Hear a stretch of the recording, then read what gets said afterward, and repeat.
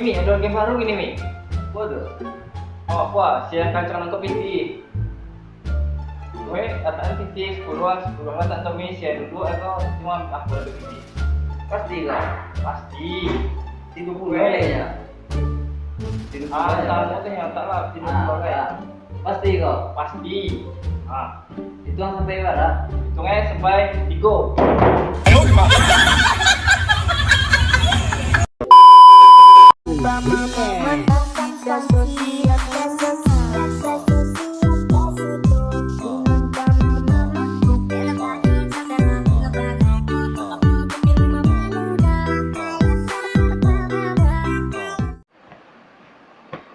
Assalamualaikum warahmatullahi wabarakatuh. Bagi Dusana Ambo yang di Pasaman Barat, kini alai produk ASM, air mineral Pasaman Barat. Bagi yang membutuhkan air untuk acara barale, pokoknya acara saduela, pakai produk ASM. Kita bangga memakai produk ASM, produk asli Pasaman Barat, asli air berasiah dari Gunung Pasaman Barat. Sabuk berasiah doh. Wah, calik mana jale-jale ha.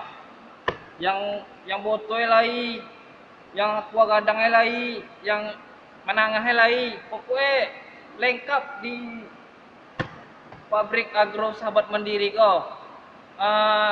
Untuk manta ni biswa lai rekenambo namanya Tommy Pranasa. Nyu ganteng. Tu orang ya.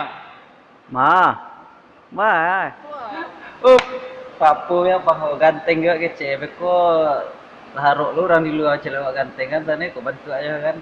Nah, betul. Wah, batu kece bambu yang tadi. Bangga lo memakai air Pasaman Barat kan selewat tinggal di Pasaman. Nah, beralih awak pakailah ya SM kan. Ragu berapa lah badun sana, apalagi pabrik baru kan itu promosi tinggi ya. Tunggu aku juga leh. Kalau sana perlu air apa galeh, nak apa galeh nama itu. ASM galeh. Segera datangi kadai-kadai atau grosir terdake. Masyarakat Pasaman Barat bangga mengkonsumsi produk lokal ASM. Segar sekali. Sekian, terima kasih. Assalamualaikum.